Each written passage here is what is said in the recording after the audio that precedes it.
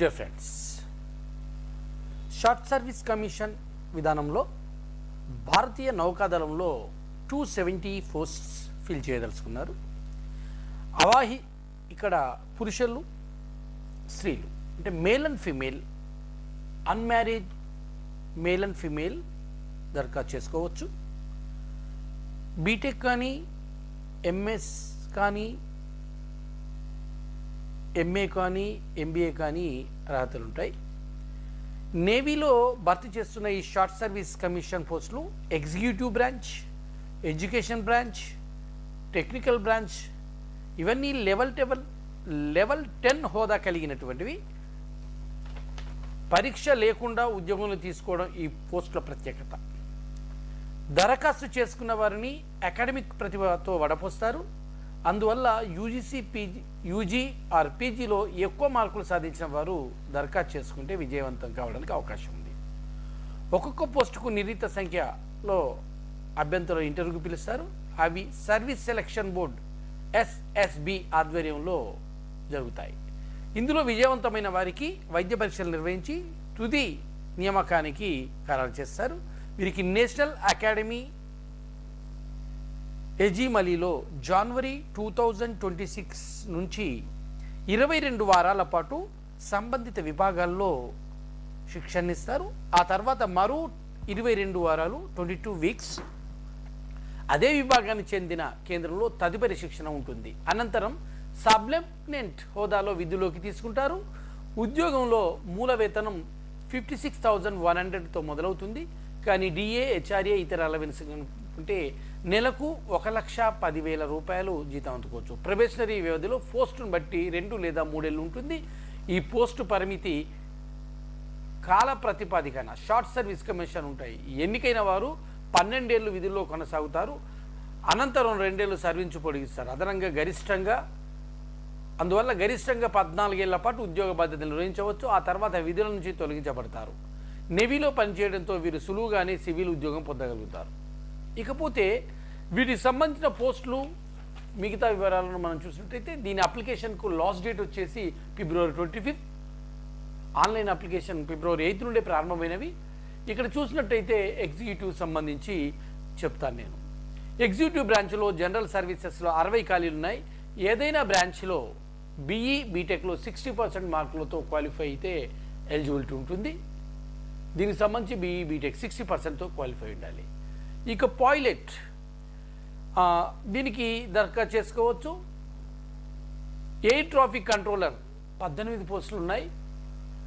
వీటితో పాటు naval air operation officer 22, pilot 26 ఖాళీలు ఉన్నాయి. ఇవి కూడా బీఈ, బీటెక్తోనే జాబ్ ఇస్తారండి. వీటికి సంబంధించి 60% మార్క్స్తోని క్వాలిఫై ఉండాలి. 10th అండ్ 11th మినిమం 60% మార్కులు ఇంగ్లీష్లో వచ్చి ఉండాలి.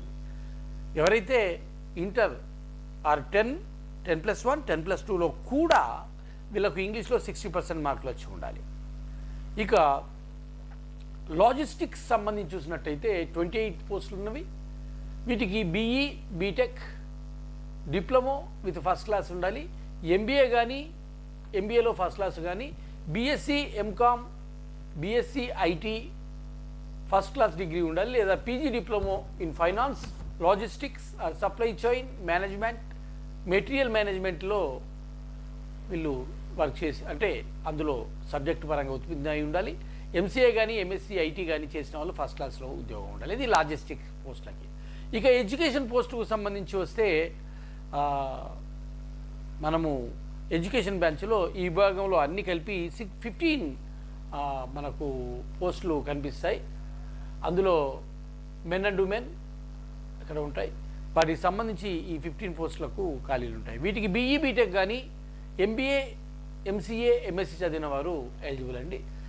60% మార్క్తో ఎంఎస్సీ మ్యాథమెటిక్స్ ఆప్షనల్ రీసెర్చ్ ఉండాలి. లేదా ఫిజిక్స్ కానీ ఉండాలి. బీఎస్సీలో ఫిజిక్స్ ఉండాలి.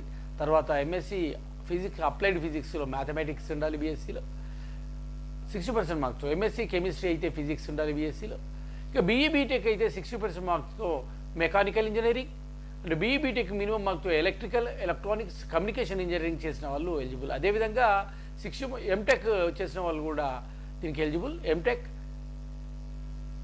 Thermal and production engineering, mechanical design, తర్వాత MTech communication systems engineering, electronics and communication engineering, విఎస్ఎల్ఐ, పవర్ సిస్టమ్స్లో ఉత్తీర్ణులైన వాళ్ళకి ఎలిజిబిలిటీ ఉంటుంది.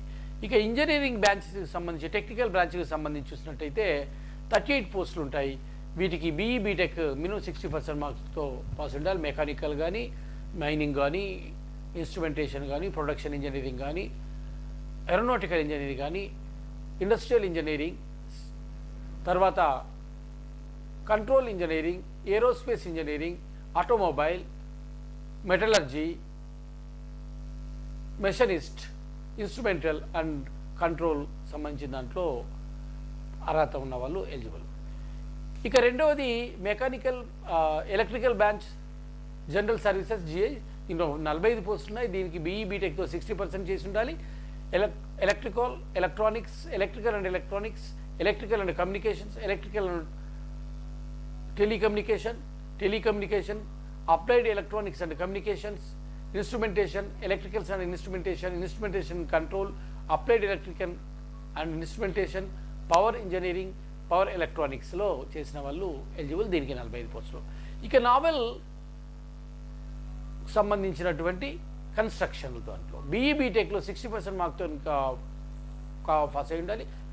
Mechanical and automation, civil engineering, aeronautical engineering, aerospace engineering, metallurgy, naval architecture, ocean engineering, marine engineering, ship technology, ship building, ship డిజైన్లో pass అయి ఉండాలి. వాళ్ళ బీటెక్తో పాటు 18 పోస్టులు ఉన్నాయండి. వీటన్నింటికి కూడా మ్యాక్సిమంగా January 2, 2001, 2002లో నుండి January 1, 2005, 2007 మధ్యలో జన్మించిన వాళ్ళే ఉండాలి. వీరందరూ కూడా అప్లై చేసుకోవచ్చు. ఇక ఎవరైతే అర్హులైతే ఎన్సీసీ సర్టిఫికేట్ ఉంటే అకాడమిక్ మార్కులు 5 మార్కులు సడలింపు ఉంటుంది.